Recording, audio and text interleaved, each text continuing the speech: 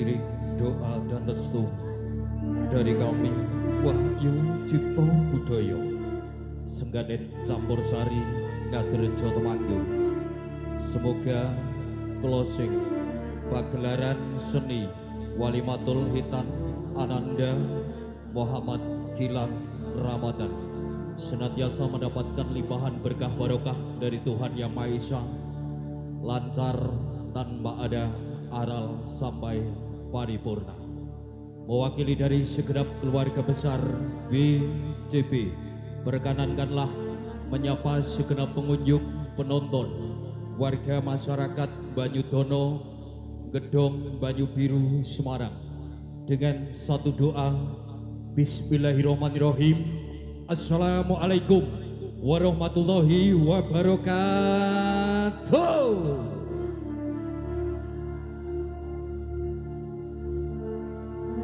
Alhamdulillahirabbil alamin. Salam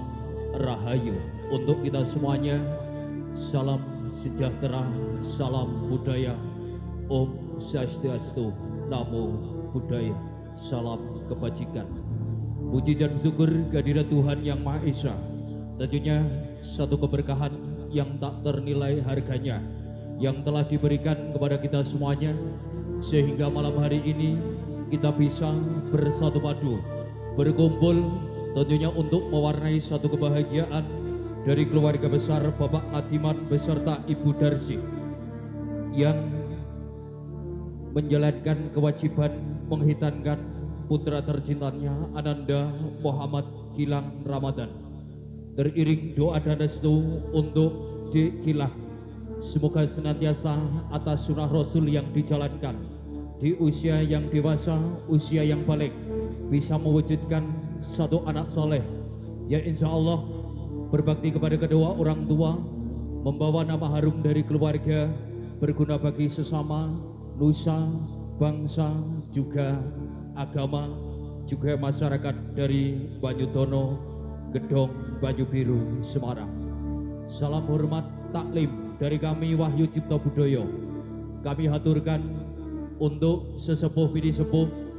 di Banyudono Gedong, untuk Bapak Ibu perangkat desa beserta jajaran keperangkatannya. Salam hormat kami untuk tokoh agama,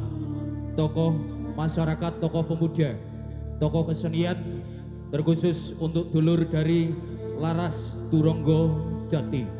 Semoga senantiasa malam hari ini menjadi ajang silaturahmi yang insya Allah mempererat tali persaudaraan kita dalam melestarikan budaya Jawa. Kami sampaikan terima kasih untuk sedulur dari Wahyu Cipto Budoyo yang telah hadir membersamai kami. Selamat menyaksikan sampai paripurna. Wahyu Cipto Budoyo.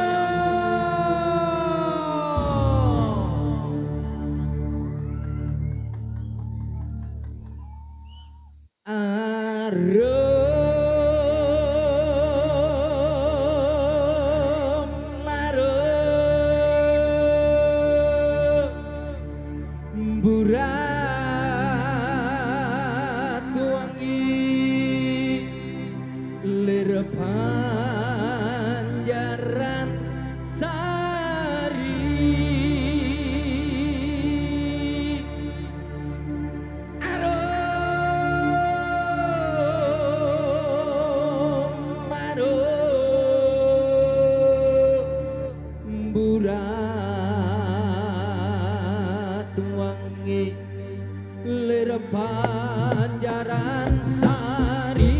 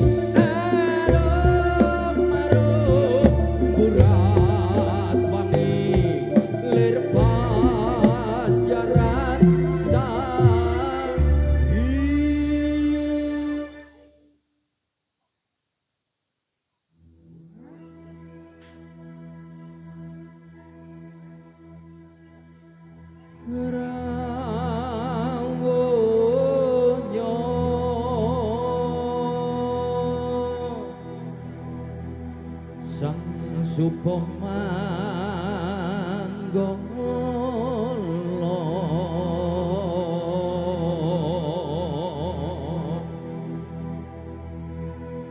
kang hangasta sekar dwi warna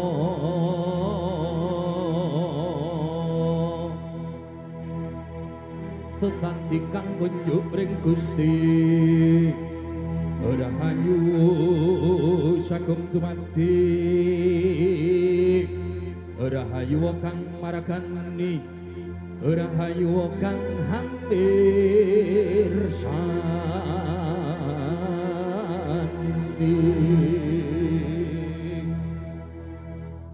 la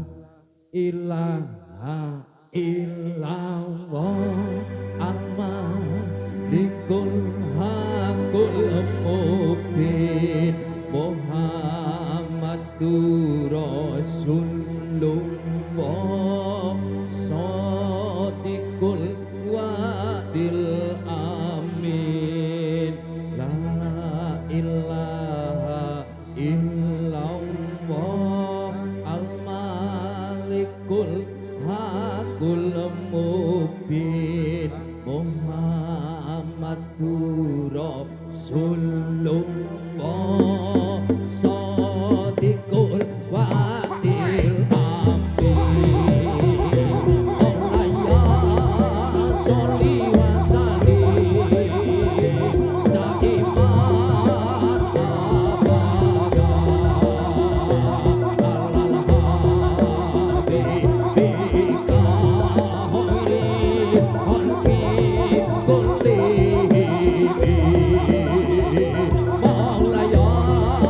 sholli wa sallim daiman abada alal habibika khairil khalqi kullihim la ilaha illallah al-malikul hakul mubin Muhammadur Rasulullah Shadiqul wadil amin la ilaha illallah al-malikul hakul mubin Muhammadur Rasulullah Shadiqul wadil amin Maulaya sholli wa sallim daiman abada alal habibika khairil khalqi kullihim Maulaya sholli wa sallim daiman abada alal habibika khairil khalqi kullihim la ilaha illallah al-malikul hakul mubin Muhammadur Rasulullah Shadiqul wadil amin la ilaha illallah al-malikul hakul mubin Muhammadur Rasulullah Shadiqul wadil amin Maulaya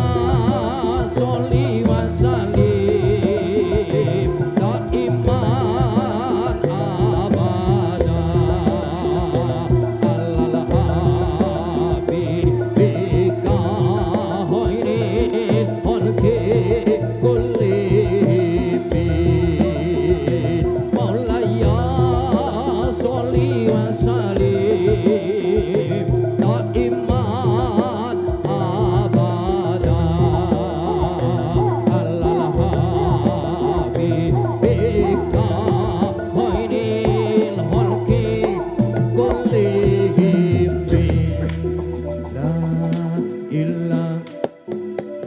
illallah al-malikul hakul mubin Muhammadur Rasulullah Shadiqul wa'dil amin la ilaha illallah al-malikul hakul mubin Muhammadur Rasulullah Shadiqul wa'dil amin la ilaha illallah al-malikul hakul mubin Muhammadur Rasulullah Shadiqul wa'dil amin la ilaha illallah al-malikul hakul mubin Muhammadur Rasulullah Shadiqul wa'dil amin. Untuk selanjutnya kami persilahkan Dek Gilang untuk maju ke depan untuk sesi foto bersama terlebih dahulu sesuai dengan permintaan dari Bapak Ibu tercintanya.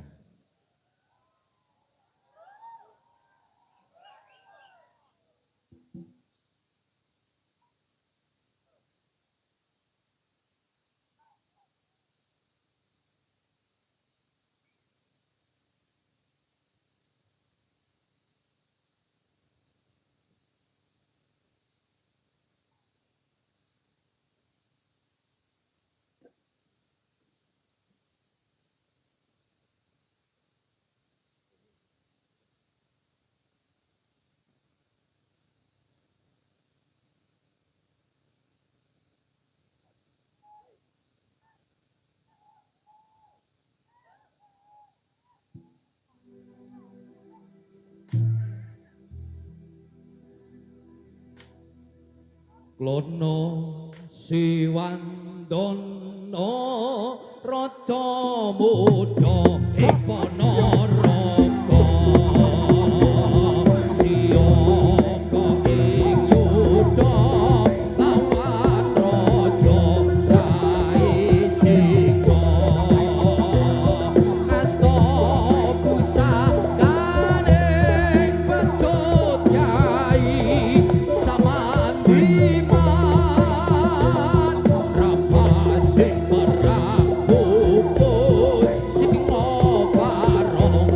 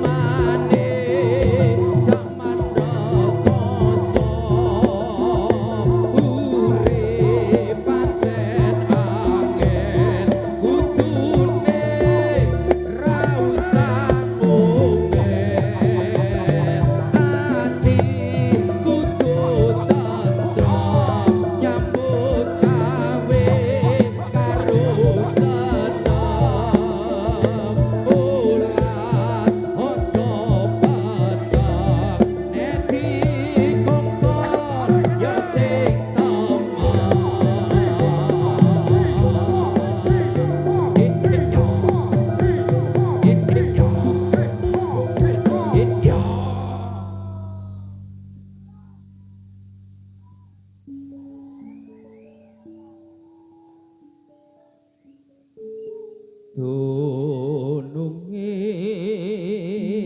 kamulyan jati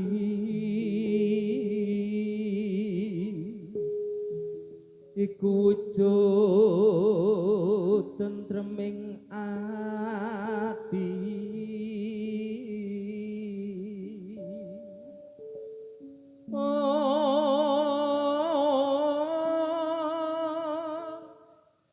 dudu pondo dudu kebyaring donya ananging merga jedak kang ngasa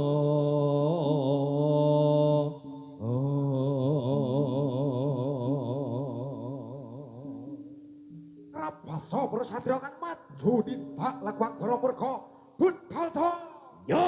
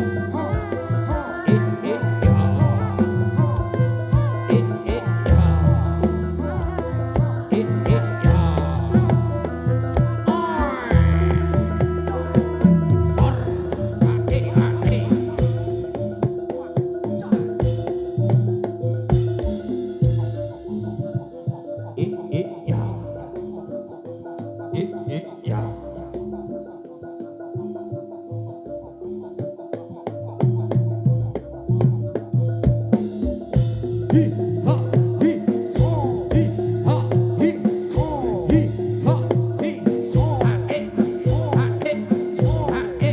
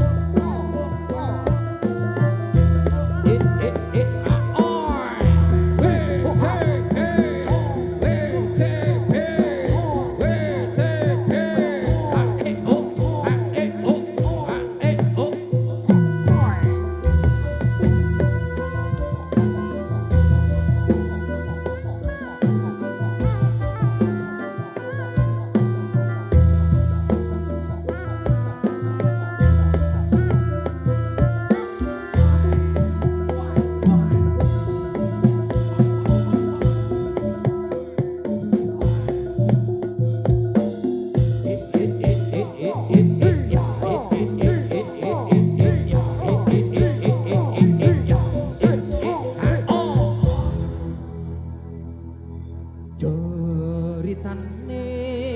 wayang Jambi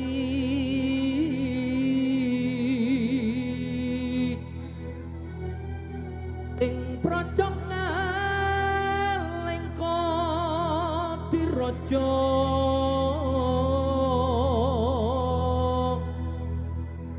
Rawana raja arane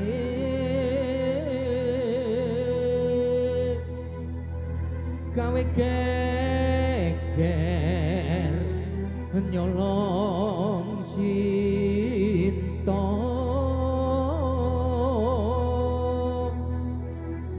Anoman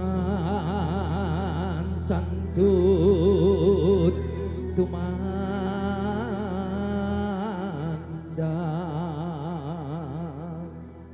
ngalingko wis dadi awu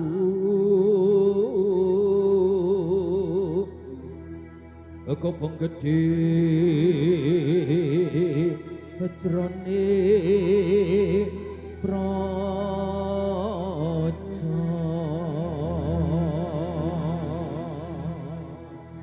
Pratandha siyaga magita gita wayu cipta beler kadya Prabancana Buddhata yo Hukya Hukya ayo le tangi wayang ramayana ing negara ngalika dipraja Ratu Buta Rawana raja gawe geger nyolong Dewi Sinta Anoman sing gedhe putih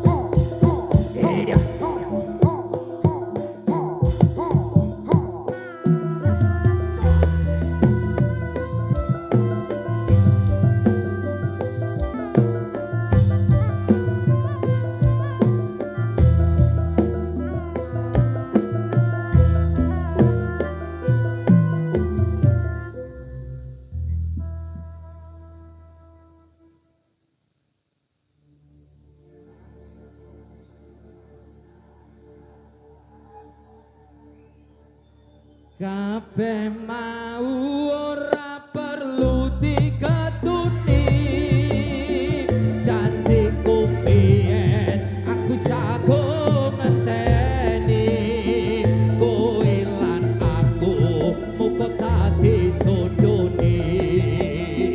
ra kena prawani tak enteni randane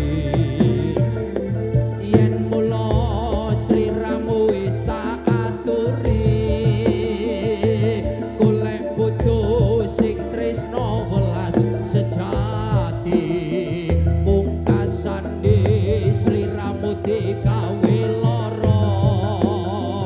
ora murung saikine dadi rondo kabeh mau ora perlu diketuni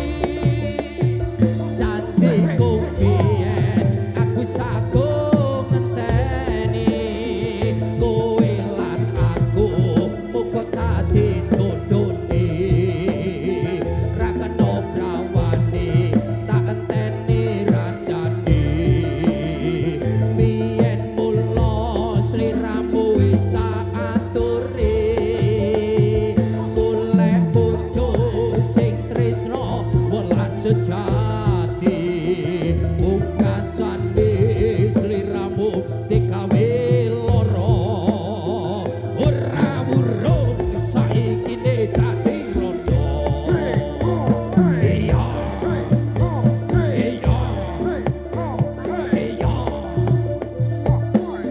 iya iya iya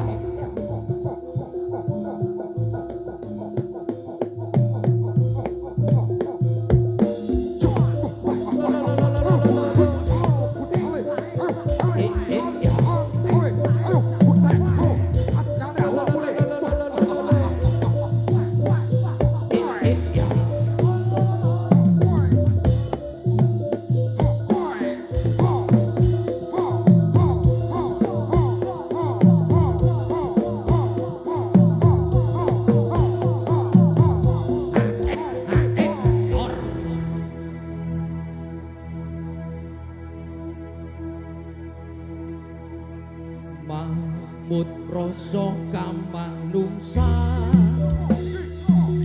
murah tata tamalan durjana wana wasa campur gundul sujan motan bisa pinilaya kiri kande mawing wingo tuwanda awut-awut cecek reksa bumi adeg asri mendo amu tata saputra mamut rasa kamanungsan murang tata tamalan durjana wana wasa campul gundul sujan mota bisa pinilaya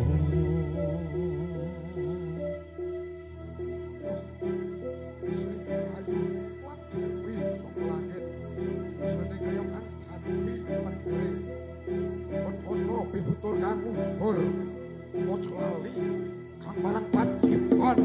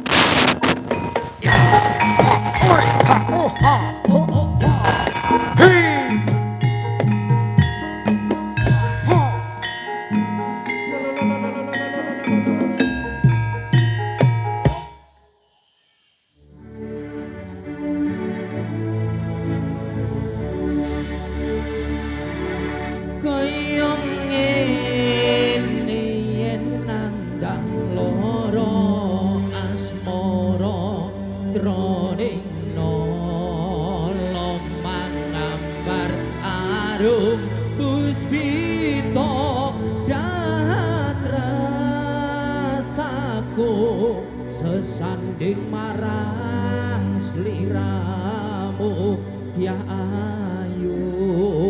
memandi jantungku.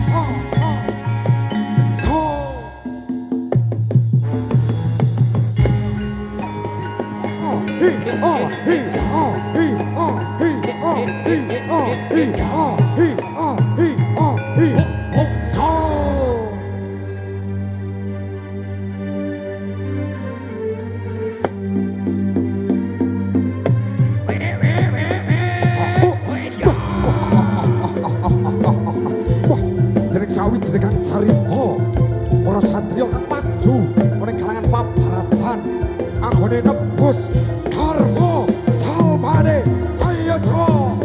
Ditanjalmo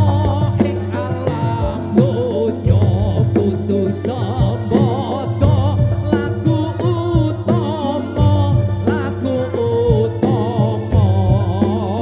tansah eling kang kawasa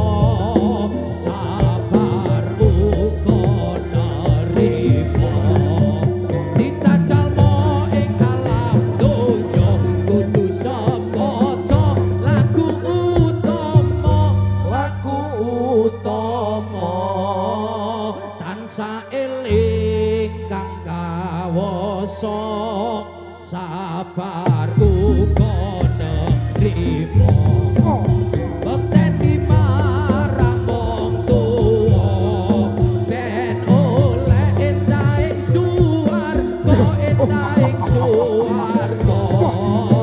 aku becik tangan gede pancale aku sekarang hoi ayo le bekteni marang wong tuwa ben oleh endah ing suwarga lagu becik ditindakno ben ayo kita sih apa itu kuyung rukun marang tangga tulung marang sasama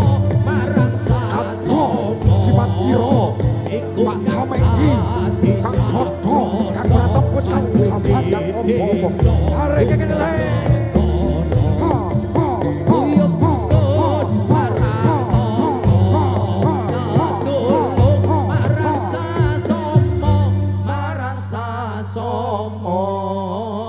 iku kang dadi sarana majune desa uga negara iki ngono namung ukara uga manfaat lan ana guna ngendikane para kina becik atine olok ketara iki ngono namung ukara uga manfaat lan ana guna ngendikane para kina becik atine olok ketara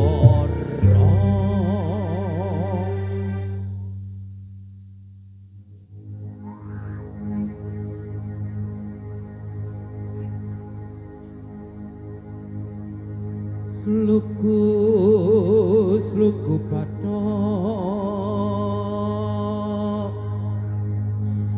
badoke lailo sirama menyang sulu leh olehe payung mudha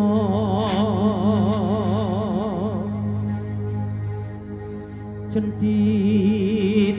lulupa wong mati ora upah yen upah meteni bocah yen urip golekno duit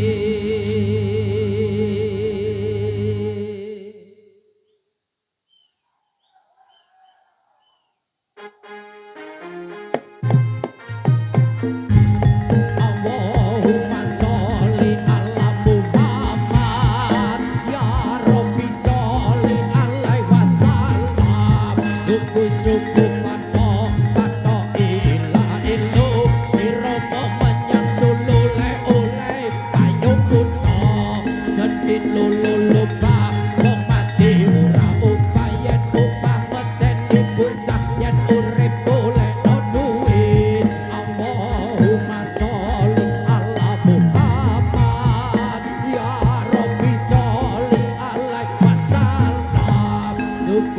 suku patok patok ila ilu siromo menyang sulu le oleh payung muto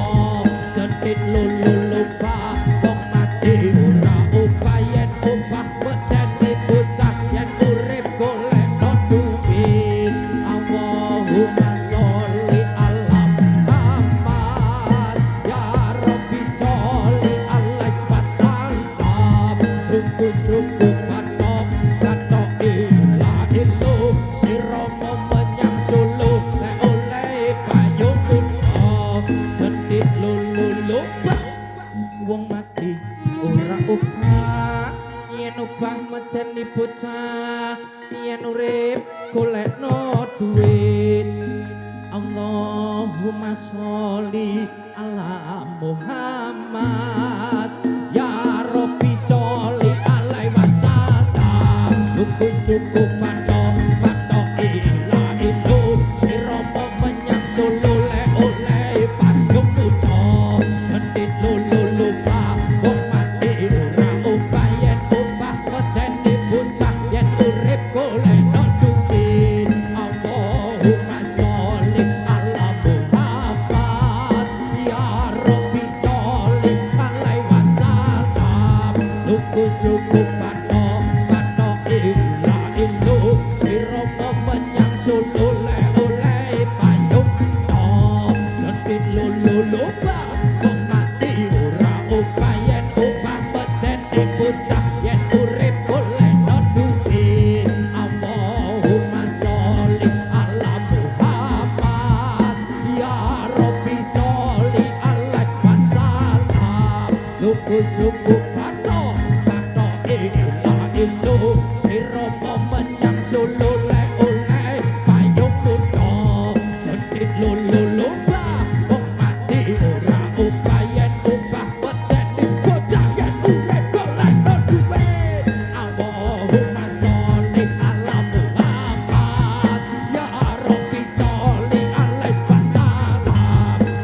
duku patok patok ila ilu siromo menyang sulu le oleh payung muto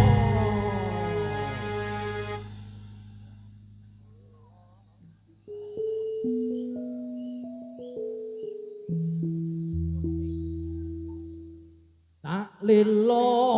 lilo lilo ledo jumenengo ojo pijenake anakku sing bagus rupane yen nangis bagus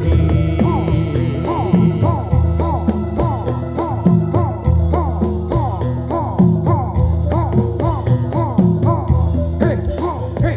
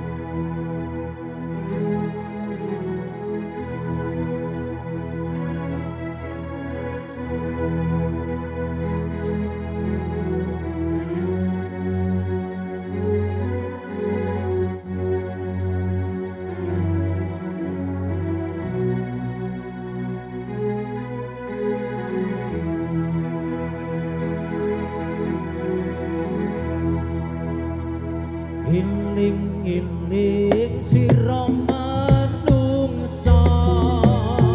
jaler estri enom lan tuwa saben dina padha ilingo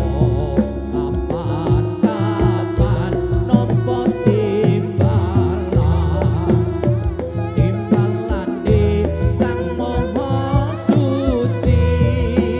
kelem ra kelem bakal mati bisa lini pengakon putih yen wis budal ra iso muli tumpakane kereta Jawa rutane papan rupa manungsa dudukane upaku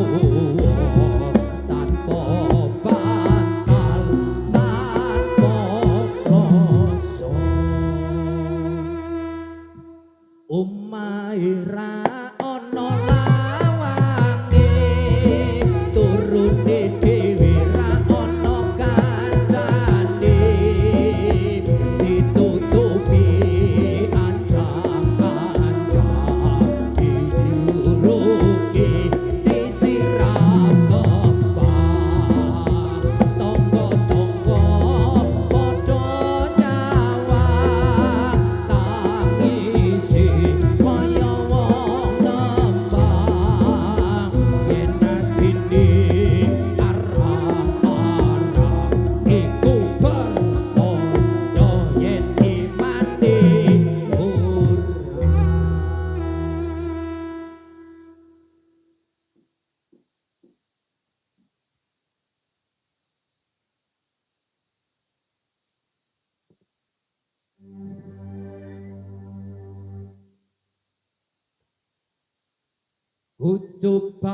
Coba melempar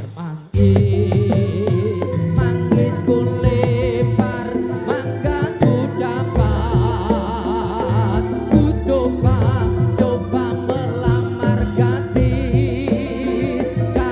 ku lamar candaku dapat zaman edan wong tuwa rapi berawat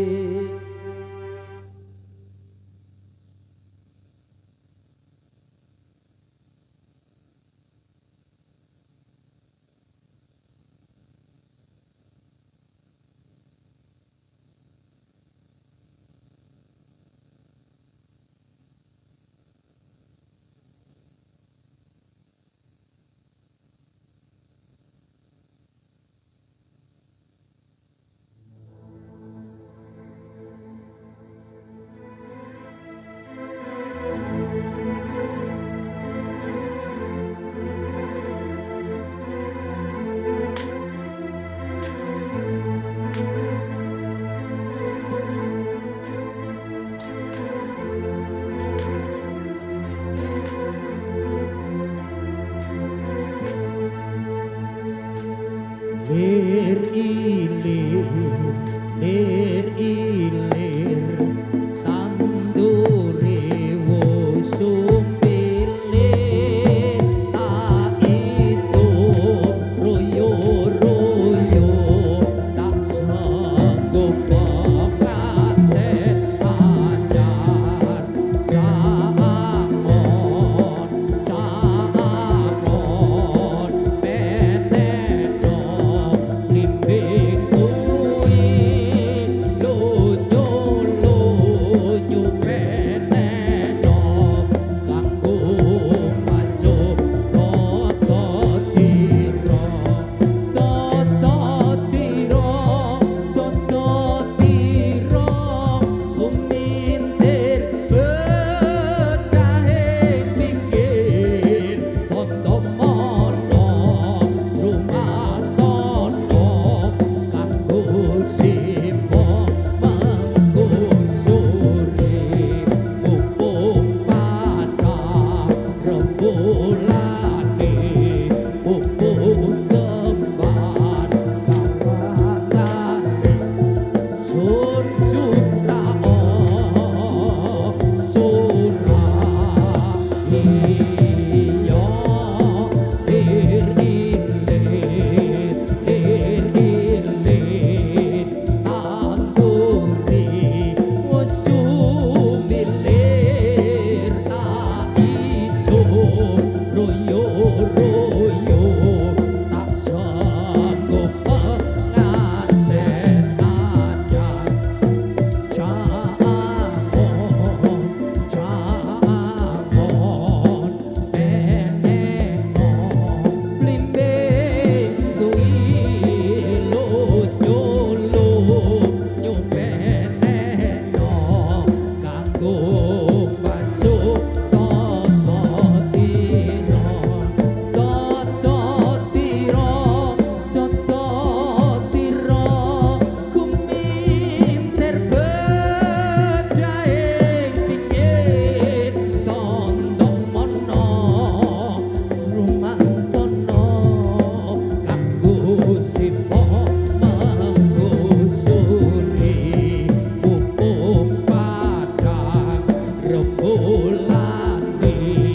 mumpung tembar kalanane, sun surao surah iyo.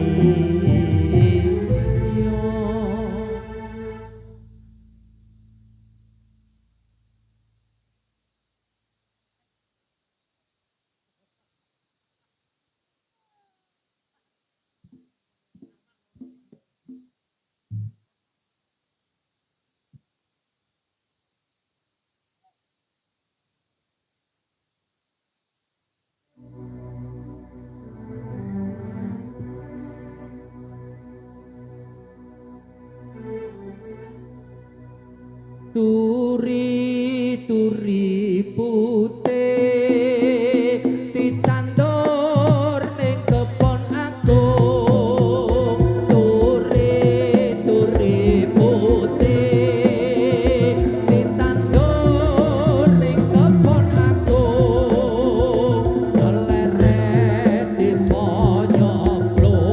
kok kira kembange opo,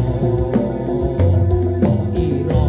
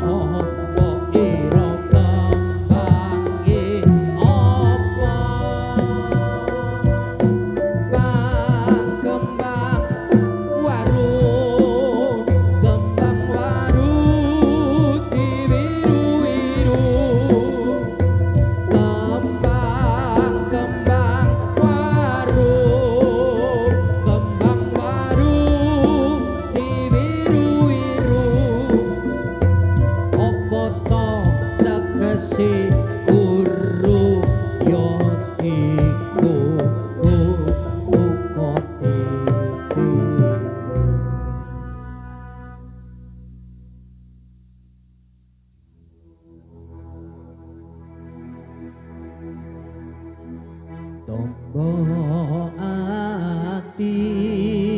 iku limang perkarane kaping pisan maca Quran lan maknane kaping pindho salat wengi lakonono kaping telu dikir wengi ingkang suwe kaping pati wong kang soleh kumpulono kaping limo wetengiro luwe ono salah sawijine sapa bisa nglakoni insyaallah Gusti Allah nyembatani Allahumma sholli wa sallim ala sayyidina wa maulana Muhammadin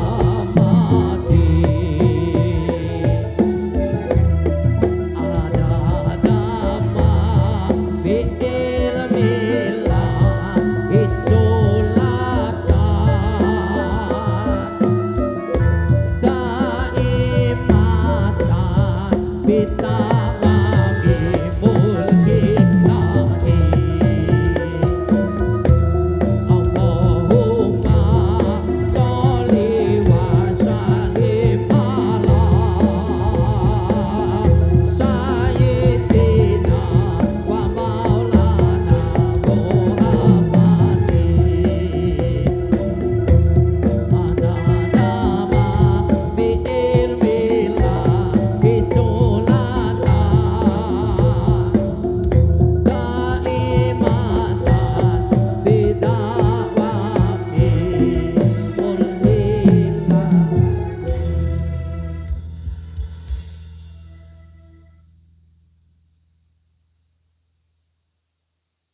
Kami sampaikan ucapan terima kasih untuk segenap warga masyarakat Banyudono, Gedong, Banyu Biru Semarang, juga untuk segenap pengunjung, penonton, terkhusus untuk keluarga besar Bapak Ngadiman dan Ibu Darsih. Segala kekurangan, kesalahan dalam kami menyampaikan hiburan atas nama Wahyu Cipto Budoyo. Mohon maaf yang sebesar-besarnya. Doa dan restu untuk perjalanan pulang kami semoga selamat sampai tujuan dan sampai jumpa di lain kesempatan bersama kami Wahyu Cipto Budoyo. Wabillahi taufiq wal hidayah. Assalamualaikum warahmatullahi wabarakatuh. Selamat malam dan salam rahayu.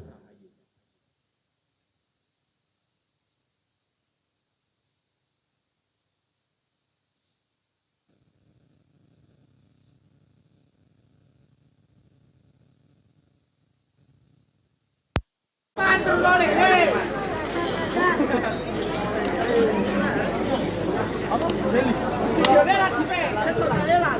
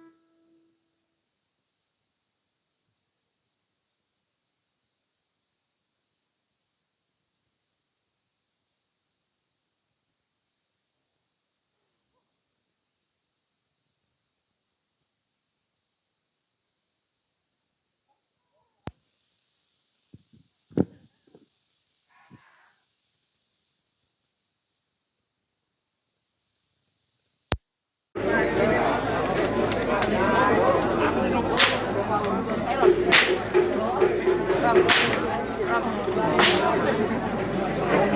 Mì Gõ